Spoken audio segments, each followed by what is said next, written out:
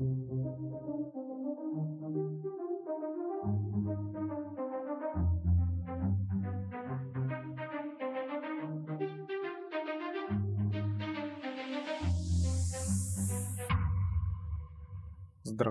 и добре дошъл в подкаст Изгубени съкровища с мен Иво. А сега, нека легендата започне. Сигурно няма човек, който да не се развълнува след история за изгубено съкровище.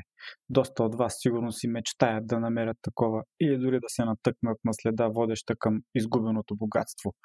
Дори и това да не се случи, хубавата история си остава едно вълнуващо приключение, което ще ни накара да се размечтаем или дори преживеем разказа за незнайната съдба на изгубените богатства. Нека започна с кратък увод за днешната история, а тя е Изгубеното съкровище на Лима от 1820 година. Тази история е вдъхновила един от най-великите романи за пирати – Островът на съкровищата от Робърт Луис Стивенсън, издаден през 1883 година. Няма да се впускам в подробности за автора, но накратко той е произхождал от семейство на инженери и неговата страст била писането на истории. И така, нашата история започва през 1820 година. Град Лима, намиращ се в днешно Перу, е бил колония на Испанската империя. Както всяка колония, в даден момент на нейното съществуване започва да назрява недоволство от местното население. Това се случва и тук. Размириците и бунта не са били далеч от прага на града. С години наред испанците са плячкосвали Южна Америка и така са събрали своите богатства. До управата на града са стигнали новини, че голяма група бунтовници се е насочила към града. Губернаторът и духовенството в Лима се притеснявали от това да не загубят църковните скъпоценности по време на бунта и решават да потърсят начин да ги преместят някъде, докато положението утихне. Те виждат изход на своя проблем в лицето на един британски капитан, а именно Уилям Томсън и неговият кораб Мери Диър. Започват приготовления по прехвърлянето на ценностите в кораба и преместването им в Мексико за безопасно съхранение. Цял ден са товарили бижута, скъпоценни камъни, злато и сребро посредством коне впрегнати да дърпат тежки каруци. За охраняване на огромното богатство, което се равнява между другото на около 60 милиона долара днешни пари, са натоварени испански войници, както и свещеници от църквата. Въпреки надежността и честността, която капитан Томпсън е вдъхвал на испанците, изкушението при такова голямо богатство е взело превес и заедно със своя пръв помощник Джеймс Форбс съставят план, в който да задигнат съкровището от испанците. Щом стигат в открити води, испанците им дават инструкции къде да откарат съкровището, но капитанът вече е убедил целият екипаж в плана си и той влиза в действие. Тук става вече наистина интересно. Те убиват испанските войници и свещеници и така се превръщат в пирати, собственици на огромно богатство. Седмици по-късно капитан Томпсън и екипажът му се появяват на бреговете на Лима, но не с кораба си, а на спасителни лодки, твърдейки, че са попаднали в буря и корабът е бил потопен. Испанците изобщо не се връзват на твърденията им, понеже няколко седмици по-рано до бреговете е изплувало тяло на един от убитите свещеници. Испанците вкарват целия екипаж в затвора и започват да ги изтезават, за да разберат истината. В крайна сметка всички потвърждават, че буря не е имало и сами са потопили кораба в морето. Убили са охранителите и са отплавали в открито море до остров, за да скрият съкровището, което после са щели да си поделят. Скриват всичко в една малка пещера, а според някои твърдения съкровището е заровено на няколко места и съставят карта с указания, за да го намерят след като се върнат отново. За тяхно нещастие, никой от екипажа нямало отново да зърне съкровището. След поредица от изтезания, екипажа издава името на острова, където са го скрили. Единствено капитан Томпсън и първият му помощник остават живи, с обещанието да заведат испанците до острова и мястото на скривалището.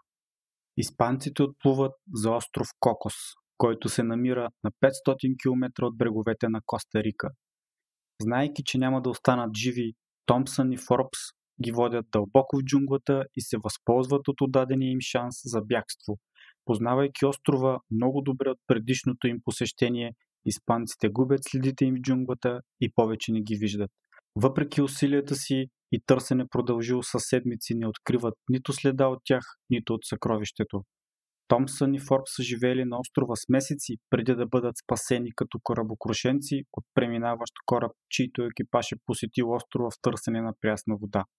От този момент нататък Томпсън изчезва безследно, но 2 десетилетия по-късно той се появява в Нюфаундленд, където историята за изгубеното съкровище на Лима оживява отново. Краят на живота на капитана е близо и на смъртното си легло той споделя своята тайна с друг капитан на име Джон Китинг. Рисува му карта с местоположението на съкровището, като му споделя точни указания как да го намери. Сега всичко зависи от Джон Китинг да намери съкровището. Той наема търговски кораб, с който да отплава до остров Кокос. Тайната си мисия споделя единствено на свой приятел капитан на име Уилям Болк. Китинг и Болк пристигат на острова с лодка и малка част от екипажа, но само те двамата навлизат дълбоко в джунглата. Стигат точно до указаното място и откриват съкровището, както е описано в картата. Според една версия, Китинг се връща от джунглата сам, а според друга, че Болк се е отдавил. Каквато и да е истината, Болк не се връща в Нюфаундленд, а Китинг взима само една малка торба със себе си, за да не буди подозрение в екипажа си. Никога не става богат и умира след 2 десетилетия през 1882 година. А с него умира и следата към изгубеното съкровище на Лима. Съвпадение ли обаче, че точно по това време авторът на Островът на съкровищата Робърт Луис Стивенсън издава своя роман.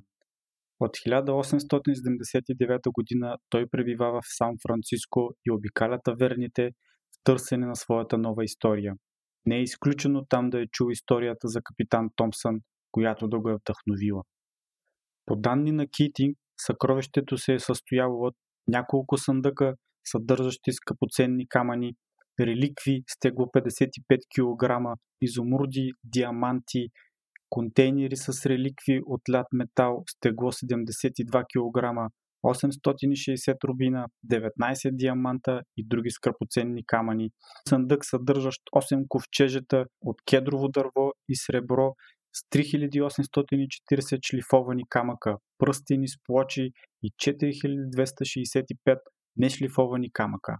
7 съндъка с 22 свещника в злато и сребро с тегло 113 кг и 164 рубина. Една масивна златна статуя на Дева Мария с бебето Исус, висока над 2 метра, с тегло 353 кг, обвита в златна риза, украсена с 1684 бижута, включително 10 см изумруди, 15 см топази и 7 кръста, изработени от диаманти. От тогава стотици търсачи на съкровища са пътували до остров Кокос и са се опитвали да намерят съкровището на Лима, понякога наричано още плячката на Лима или съкровището на остров Кокос. Един от най-забележителните е германецът Август Гислер, който е живял на острова от 1889 до 1908 година. Друг е американският гангстер Бъкси Сигъл и още един е новозеландският изследовател Франк Уорсли. Никой не успява да намери съкровището. Една от теориите е, че съкровището изобщо не е заровено на Кокосовите острови, а на неизвестен остров край бреговете на Централна Америка.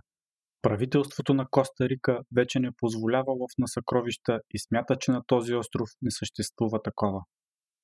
През годините още стотици търсачи са водили експедиции на остров Кокос в търсене на съкровището от Лима, но до ден днешен той е обягнал на всички, които са тръгнали да го търсят, включително на още големи имена, като Франклин Рузвелт, сър Малкъм Кембъл и Ерол Флин. По-новата история, ловецът на съкровища и инженер Шон Уайтхед планира експедиция до остров Кокос, след като прекарва 18 месеца в преговори с властите за получаване на достъп. Неговият план е да използва технологии, които никога не са били използвани в търсене на съкровището. Той съставя списък с най-вероятните места, като се концентрира върху райони около 3 от 4 залива на острова. но така и не намира нищо. Смята се, че Уилям Томпсън и съкровището от Лима не са единственото заровено съкровище, свързано с Исла Дел Коко. Всъщност има много легенди за съкровища, свързани с този малък остров край бреговете на Коста Рика, като тази на пирата Бенито Бонито и пирата Греъм Бенет, които може да са един и същи човек. Именно легендата за Бенито, който крие съкровището си тук, е накарала търсача на съкровище Аугусто Гислер да се върне и да живее на острова в продължение на много години, както споменах малко по-горе, но накрая намира само няколко златни монети. В заключение на цялата история, ако се вярва на легендите, Томпсън и първият му помощник Александър Форбс бягат от остров Кокос, спасени от преминаващ британски китоловен кораб.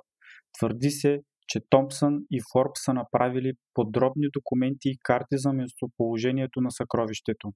След като се спасява от острова, Форбс става богат бизнесмен в района на Калифорния, съхранявайки документите и картите, които бил направил в заключен сейф, където останали, докато не ги предал на най-големият си син Чарлз Форбс. Той изобщо не е имал интерес към търсенето на съкровища.